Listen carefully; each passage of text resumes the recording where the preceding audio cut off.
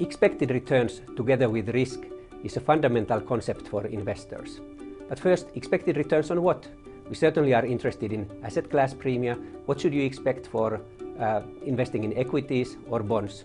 But we are also interested in expected returns on various strategy styles, such as value investing. The problem is that it's very difficult to think about expected returns. The whole topic is so broad that putting your arms around it is a real challenge. Let alone then trying to make tactical forecasts in the near term. That's almost impossible to do successfully. I actually wrote a 600-page book on this topic. It's a real difficult one.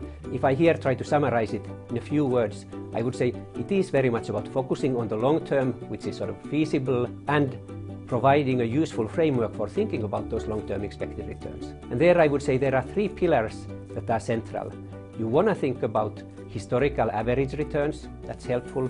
You want to think about financial theories, which could be risk-based, but they also could be behavioral. And finally, and perhaps most importantly, you need to think about also current market conditions, starting valuations and yields, which by the way currently tell that we are in a world of low expected returns.